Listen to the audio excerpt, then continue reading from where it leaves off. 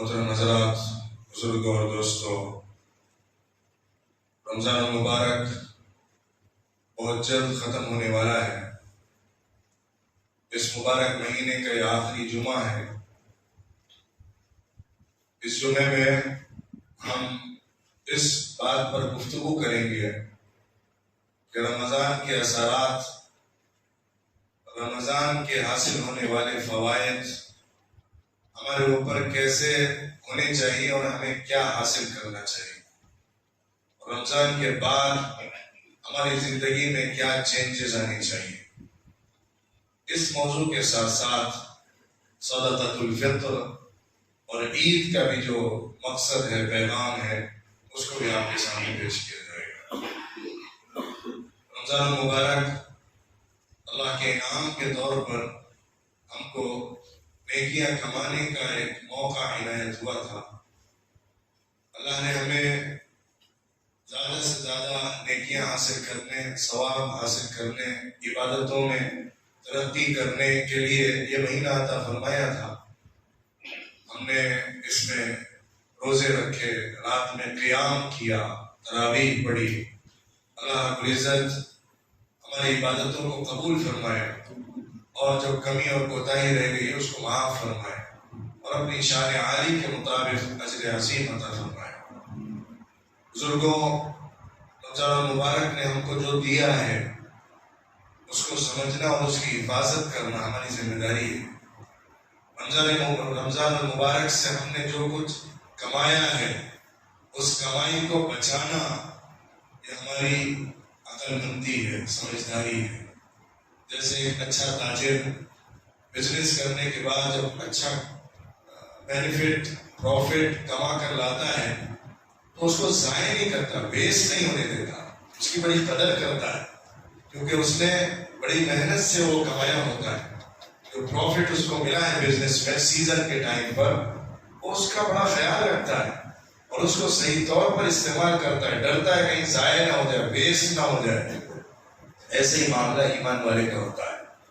ایمان والا رمضان المبارک میں جو نیکیاں کماتا ہے، اگر وہ رمضان کے بعد اس کو ویسٹ کر دے رہا ہے، ضائع کر دے رہا ہے، اگر وہ حاصل ہونے والا پروفٹ لاس میں کنورٹ ہو جا رہا ہے تو ظاہر ہے اس سے بڑی ناکامی اور بے مرادی اس کی اور کچھ بھی نہیں ہو سکتی ہے۔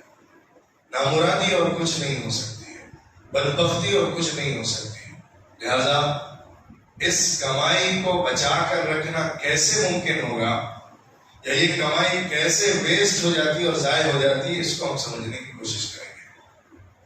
ہم نے قرآن کی تلاوت کی، روزہ رکھا، نماز پڑھی، گناہوں سے اپنے کو بچایا، زبان پر کنٹرول رکھا، نگاہوں پر کنٹرول رکھا اور اپنی خواہشات جو ہوتی ہیں اس کو قابو میں کرنے کی کوشش کی۔ یہ ہماری ٹریننگ تھی اور اس کے ذریعے سے ہم نے نیکیاں حاصل کی ہیں، ثواب حاصل کیا ہے، بڑا اجر حاصل کیا ہے۔ لیکن آپ سوچئے کہ رمضان کے مہینے کے گزرنے کے بعد اگر ہم نے اپنے آپ کو اس ٹریننگ کے نتیجے میں ان گناہوں سے بچنے والا اور نیکیوں کا شوق پیدا کرنے والا نہیں بنایا تو اس کا مطلب یہ ہوگا کہ ہم نے رمضان کی حاصل ہونے والی کمائی کو ضائع کیا، کیونکہ گناہ ہمارے اوپر چڑھتے ہیں اور نیکیاں ہمارے لیے فائدہ مند بنتی ہیں۔ تو ایک آدمی ہے جس کے اکاؤنٹ میں اگر ڈپازٹ بھی ہے اور اس کے اکاؤنٹ کے اندر ڈیبٹس بھی ہیں، قرض بھی ہیں، دونوں اگر ہیں تو دیکھا جاتا ہے کہ کس کے اکاؤنٹ میں ڈپازٹ زیادہ ہے، کس کے اکاؤنٹ میں سیونگ زیادہ ہے اور کس کے اکاؤنٹ میں ڈیبٹس زیادہ ہے، قرض زیادہ ہے، لون زیادہ ہے۔ تو اگر اس کے اکاؤنٹ کے اندر سیونگ زیادہ ہوگی تو ظاہر ہے ڈیبٹس کو ادا کیا جا سکے گا، قرض چکایا جا سکے گا، پھر اس کے پاس کچھ بچا رہ جائے گا۔ لیکن اگر اس کے پاس قرض زیادہ ہو گیا اور جو کمائی ہے وہ کم ہو گئی تو پھر اس کی پوری کمائی بھی اگر دے دی گئی تب بھی قرض ادا نہیں ہو پائے گا۔ ایسے ہی اگر ہماری زندگی گناہوں والی بن گئی تو ایک مہینے کی کمائی کیا 11 مہینے کے ہمارے غلط کاموں اور گناہوں کو کور کر سکے گی؟ کیا ایک مہینے کی نیکیاں 11 مہینے تک غفلت کو معافی دلا سکیں گی؟ یہ سوچنے کی بات ہے۔ اگر ہم نے جو ایک مہینے میں کمایا اور اور 11 مہینے میں گناہوں کے ذریعے سے اپنے اوپر بوجھ کو ڈالتے چلے گئے تو یہ نیکیاں کھا جائیں گے، وہ برائیاں ہماری نیکیوں کو کھا جائیں گے اور ہماری نیکیاں بچی نہیں رہ پائیں گی۔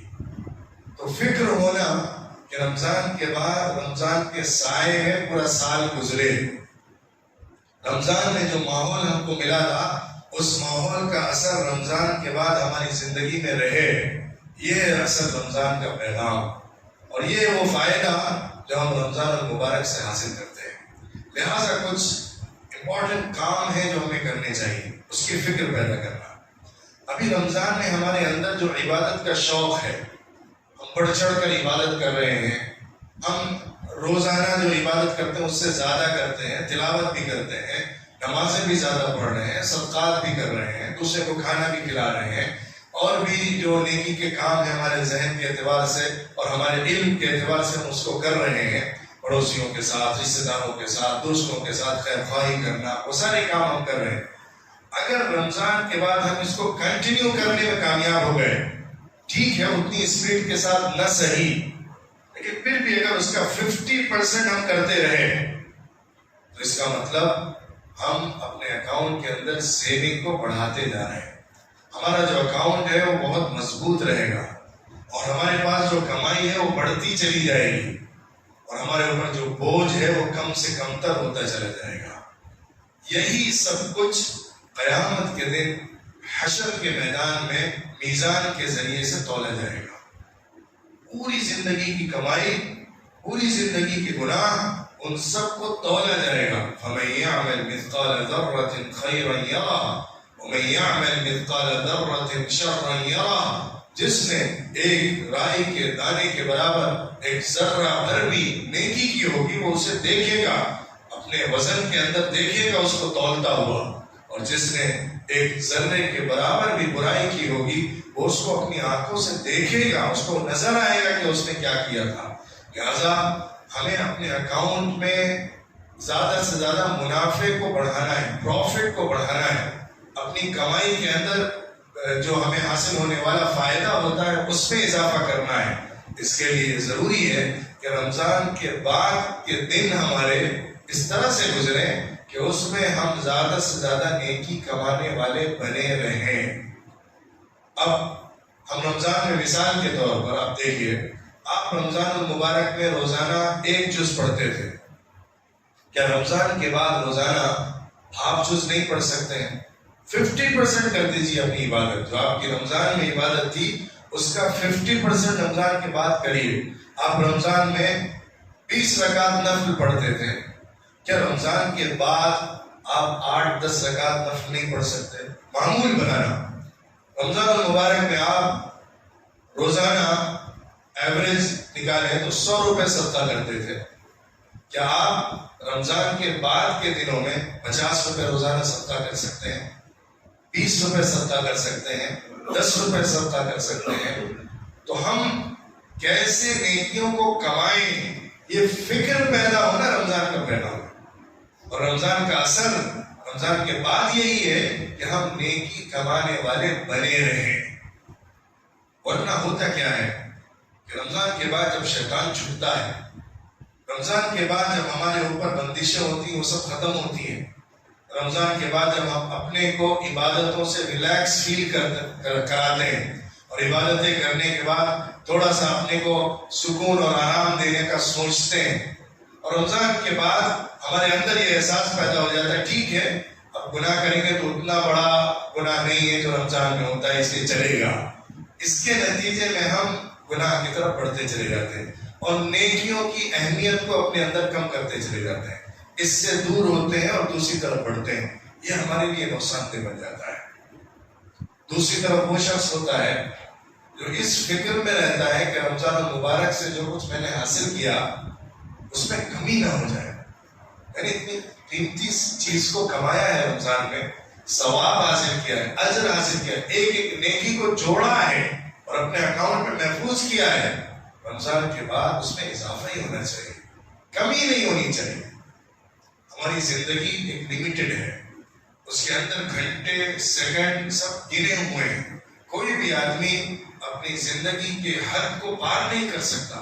اللہ نے اس کے لیے جو موت کا وقت لکھا ہوا ہے کوئی اس کو کراس نہیں کر سکتا. لا یستقدمون ساعۃ ولا یستأخرون.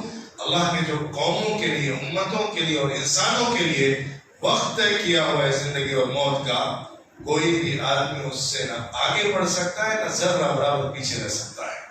وہ وقت طے ہے. لہٰذا ایک کیلکولیٹڈ ٹائم جو ہم کو ملا ہوا ہے، اس میں سے ہر سیکنڈ ہر منٹ ہمارا ویلیوبل ہے، بڑا قیمتی ہے. اس کو جب قیامت کے دن حساب کتاب کے ذریعے سے ناپا اور تولا جائے گا، تب ہمیں سمجھ میں آئے گا کہ ہمارے ٹائم کی قیمت کیا تھی، ہمارے وقت کی قیمت کیا تھی، ہمیں جو کچھ ملا ہوا تھا اس کی قدر کیا تھی. لہذا اس وقت کو صحیح استعمال کر لینا اور اس وقت سے آخرت کا فائدہ کما لینا، یہ عقل مند اور کامیاب آدمی کی نشانی ہے. اب رمضان المبارک کے بعد اگر ہم نے قرآن کی تلاوت کا معمول قائم رکھا، اگر ہم نے نمازوں کا اہتمام جاری رکھا، اگر ہم نے جماعت کی فکر اپنے اندر رکھی، جماعت کے ساتھ آ کر نماز پڑھنا، پہلی صف میں پہنچنا، اگر ہم نے رمضان المبارک کے بعد صدقہ اور خیرات کرنے کا جذبہ اپنے اندر قائم رکھا اور جاری رکھا، اگر رمضان کے بعد ہم نے گناہوں سے اپنے اندر ڈر ویسے ہی محسوس کیا تو رمضان المبارک میں ہم محسوس کرتے ہیں ہم کامیاب ہو گئے، رمضان نے ہم کو فائدہ دیا. ورنہ خدا نہ خواستہ ایسا نہ ہو کہ رمضان ہمارے لیے بھوک اور پیاس کے سوا کچھ بھی ثابت نہ ہو. رمضان کا روزہ اگر صرف بھوک اور پیاس بن جائے، اس کے ذریعے سے ہمارا دل نہ بدلے، اس کے ذریعے سے ہماری سوچ نہ بدلے، اس کے ذریعے سے ہمارا عمل نہ بدلے، اس کے ذریعے سے ہماری زندگی نہ بدلے، اس کے ذریعے سے ہم نہ بدلے اور اچھے بنے، تو اس کا مطلب رمضان المبارک ہمارے لیے بھوک اور پیاس کے سوا کچھ بھی نہیں. حضور نے فرمایا کہ جو آدمی روزہ رکھے اور اس کے بعد گالی بھی دیتا ہے، لڑائی بھی کرتا ہے، غلط کام بھی کر رہا ہے، تو اس کو فائدہ نہیں ملا روزے کا. اللہ کو کچھ فائدہ نہیں ہوتا تمہیں بھوکا اور پیاسا رکھنے سے. اللہ کو کچھ نہیں ملتا. اللہ تو تمہارے دل کو دیکھتا ہے، تمہاری نیت کو دیکھتا ہے، تمہارے ارادے کو دیکھتا ہے، تمہاری سوچ کو دیکھتا ہے اور تمہارے آگے کے عزم کو دیکھتا ہے. اس لیے ہمیں یہ سوچنا ہے کہ رمضان کے بعد کی زندگی ہماری کیسی ہوگی، پوسٹ رمضان ہماری لائف کیسی گزرنی ہے، اس کی فکر ابھی کرنا. یہ ٹائم ہے جب رمضان اینڈ ہو رہا ہو تب اس کی فکر کرنے کی ضرورت ہوتی ہے تاکہ ہم اس کو صحیح طور پر گزار سکیں اور آگے کے دنوں کو اچھا بنا سکیں. کیونکہ اگر ہم نے ایسے ہی ان دنوں کو گزار دیا جو بہت قیمتی ہیں اور ہماری زندگی پر بہت افیکٹ ڈالنے والے ہیں، اثر ڈالنے والے ہیں، تو پھر آگے چینجز کے امکان نہیں ہوتے. اسی لیے کہا گیا کہ جو آدمی اپنے آپ کو رمضان میں نہ بدل سکا، رمضان کے باہر کو نہیں بدل سکتا ہے.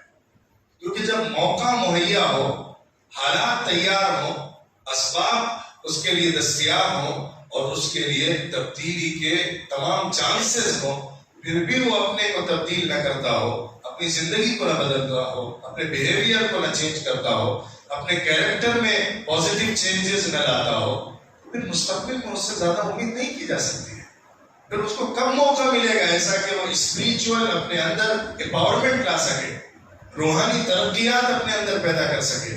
جو آدمی اپنے آپ کو رمضان میں روحانی ترقی نہ دے سکا وہ کب دے سکے گا؟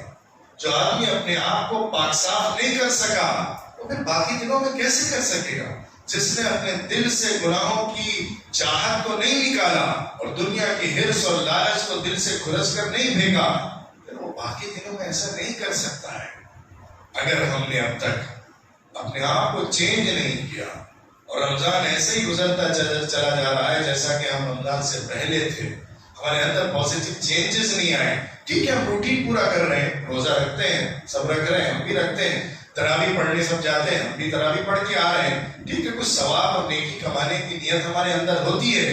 لیکن اگر ہم نے اس ثواب اور اس نیکی کے ذریعے سے اپنے آپ کو تبدیل کرنے کا فیصلہ نہیں کیا، تبدیل کرنے کا مطلب سمجھیے گا، تبدیل کرنے کا مطلب یہ ہے کہ اللہ کی طرف سے مغفرت کا ٹائٹل مل جائے، مغفرت کا سرٹیفکیٹ ملنا، اس کو معاف کر دیا میں نے، یہ بندہ میرا بن گیا، اس کو میں نے جنت کا سرٹیفکیٹ دے دیا، اس کو جہنم سے آزادی دلا دی. یہ ہوتا ہے اللہ کی طرف سے انعام اور اللہ کی طرف سے ٹائٹل، اللہ کی طرف سے سرٹیفکیٹ. جو ایمان والوں کو رمضان المبارک کے مہینے میں دیا جاتا ہے. عید جب آتی ہے تو اللہ کی طرف سے کچھ ایسے بندے ہوتے ہیں جو آگ سے آزاد کر دیے گئے ہوتے ہیں، ان کے بارے میں اللہ کی طرف سے فیصلہ ہو جاتا ہے یہ آگ سے آزاد ہو گئے. یہ وہ لوگ نہیں ہیں جو صرف عبادتوں کی شکلیں پوری کر رہے ہیں، یہ وہ لوگ ہوتے ہیں جنہوں نے اپنے آپ کو بدل لیا ہوتا ہے، جن کے دل بدل گئے ہوتے ہیں، جن کی سوچ بدل گئی ہوتی ہے، جن کی روحانی ترقی غیر معمولی ہو چکی ہوتی ہے.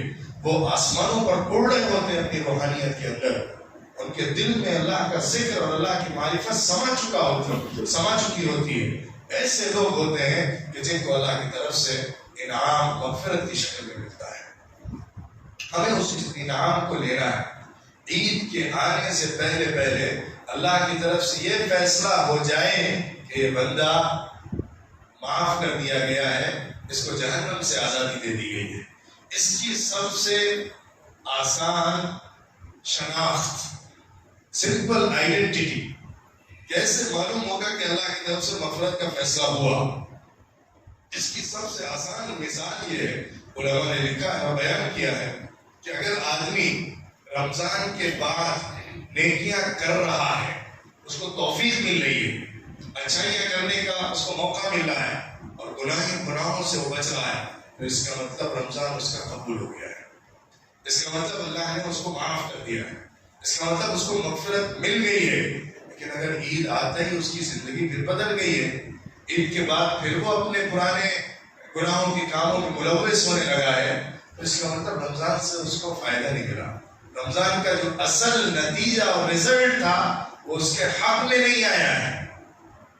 ہمیں اس کی فکر پیدا کرنی ہے کہ رمضان کے بعد ہماری زندگی کیسی ہونی ہے اور ہمارے اندر کیا تبدیلی آنی ہے، کیا پازیٹیو چینج آنا چاہیے، اور ہمارے کیریکٹر میں، ہمارے بیہیویئر میں، ہمارے لائف سٹائل میں، ہماری عبادتوں میں، ہمارے معاملات میں، ہماری معاشرت میں، سوشل لائف میں، اور ہمارے مورالس میں، اخلاق میں کیا امپرومنٹ ہوا ہے، کیا ہونا چاہیے اور مجھے کیا کرنا ہے.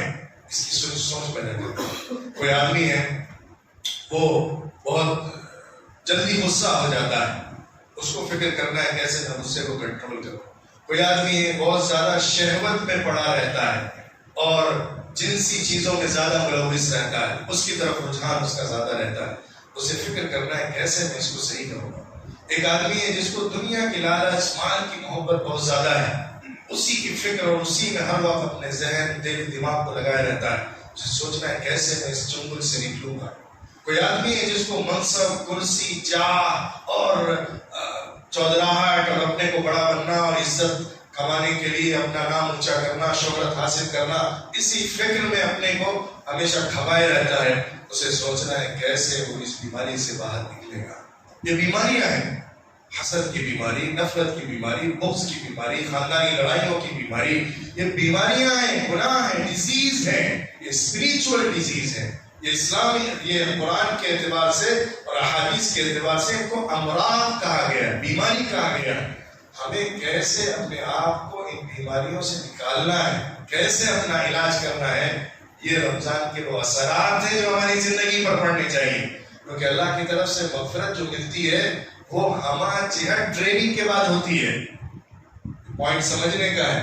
اللہ کی طرف سے جو سرٹیفکیٹ ملتا ہے یا مغفرت ملتی ہے وہ صرف نمازوں پر نہیں ملتی، صرف روزوں پر نہیں ملتی، صرف عبادت پر نہیں ملتی، حرام کو چھوڑنے پر بھی ضروری ہے. حرام کو چھوڑنا بھی ضروری ہے اس کو حاصل کرنے کے لیے، حق ادا کرنا بھی ضروری ہے اس کو حاصل کرنے کے لیے، معاملات کو صاف کرنا بھی ضروری ہے اس کو حاصل کرنے کے لیے، لڑائیوں اور جھگڑوں کو، دشمنیوں کو، نفرت کو، بغض کو، عداوت کو ختم کرنا بھی ضروری ہے اس کو حاصل کرنے کے لیے، پائی کا حساب دنیا میں چکا کر جانا بھی ضروری ہے اس کو حاصل کرنے کے لیے.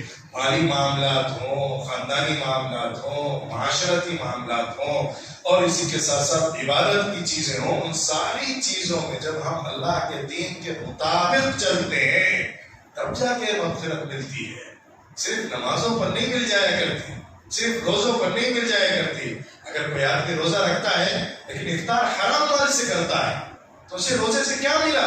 اگر روزہ اس کو حرام سے نہ روک سکا، اگر اس کو روزہ حرام مال کمانے سے نہیں روک سکا تو اس نے روزے کا اثر کیا لیا؟ اس نے روزے کا فائدہ کیا حاصل کیا؟ لہذا ان تمام چیزوں سے اپنے کو دور کرنا اور اپنی کمپلیٹ ٹریننگ کرنا، کمپریہنسو ٹریننگ کرنا، ہم جہت اپنے آپ کو بنانے کی فکر کرنا، یہ اصل کامیابی ہے۔ صرف روزہ رکھ لینا اور نماز پڑھ لینا، رات میں قیام اللیل کر لینا کافی نہیں، اور دعائیں زور زور سے مانگ لینا اور رونا یہ تنہا کافی نہیں ہے۔ اللہ کے رسول صلی اللہ علیہ وسلم نے فرمایا کہ اتنے لوگ ایسے ہیں کہ ہاتھ اٹھا کر لہک لہک کر اللہ سے مانگتے ہیں، لیکن ان کا کھانا حرام ہے، ان کا پینا حرام ہے، ان کے جسم کا کپڑا حرام ہے، ان کا رہنا جس جگہ رہتے ہیں وہ حرام ہے۔ کیسے ان کی دعا قبول ہوگی؟ انا یستجاب لہ، کہاں سے اس کی دعا قبول ہوگی؟ حضور نے فرمایا جو جسم حرام مال سے پلتا ہے وہ جہنم کا زیادہ مستحق ہے، جہنم کی آگ اس کو کھائے یہ اس کی زیادہ مستحق ہے۔ لہذا ہمیں حرام کو چھوڑنا ہوگا، گناہ کو ترک کرنا ہوگا، اور ناجائز جو ہم کر رہے ہیں اس سے اپنے کو روکنا ہوگا۔ جو ہم مال کما رہے ہیں اس کو حلال طریقے پر کمانا ہوگا، حلال جگہ پر خرچ کرنا ہوگا۔ یہ ساری چیزیں اپنے اندر اگر ہم نے پیدا کی اور ان تمام پوائنٹس پر ہم نے اپنا جائزہ لیا اور اپنے آپ کو صحیح بنایا رمضان کے اندر، اور رمضان کے بعد اسی بیس کے اوپر اپنے کو چلایا جو ہم نے رمضان میں اپنے لیے تیار کیا تھا، تو انشاءاللہ ہماری زندگی بھی بدلے گی، ہم کامیاب بھی ہو جائیں گے، اور اللہ کا ہم کو سرٹیفکیٹ ملے گا جو مغفرت کا اور آگ سے خلاصی کا ہے۔ عید رمضان کے بعد ان لوگوں کے لیے اللہ کا انعام ہے جو رمضان میں عبادتیں اور محنت کرتے ہیں، جدوجہد کرتے ہیں، پورا مہینہ اللہ کے لیے وقف کر دیتے ہیں، اپنے آپ کو بھوکا رکھتے ہیں، اللہ کے لیے کھڑا رکھتے ہیں، اپنے مال میں سے خرچ کرتے رہتے ہیں، اپنے آپ کو گناہوں سے بچاتے رہتے ہیں، شہوت کو روکتے ہیں، اپنے اوپر کنٹرول پیدا کرتے ہیں، تقویٰ اپنے اندر لے آتے ہیں۔ ایسے لوگوں کو اللہ کی طرف سے ایک انعام کا دن ملتا ہے جو اللہ کی طرف سے انعام ہوتا ہے، اور اللہ رب العزت اس دن ان کے لیے جنت کو تیار کرتا ہے، ان کو جنت میں مقامات ان کے لیے طے فرماتا ہے، اور پھر جب وہ مسجدوں کے لیے عیدگاہ کی طرف نکلتے ہیں تو فرشتے آ کر ان سے سلام کرتے ہیں، مصافحے کرتے ہیں، معانقے کرتے ہیں، گھر سے نظر نہیں آتے، لیکن روحانی طور پر وہ اپنے اندر جو تسکین پاتا ہے، اپنے اندر جو طمانینت پاتا ہے، اپنے اندر جو خوشی محسوس کرتا ہے، اور عبادتوں کے بعد اللہ کی رضا کے نتیجے میں، اللہ کی خوشنودی کے نتیجے میں اس کے اندر جو انبساط کی کیفیت ہوتی ہے، فرحت کی کیفیت ہوتی ہے، لذت ہوتی ہے، دل کی، سکون کی، وہ اس کا وہ انعام ہے جو اللہ نے اس کا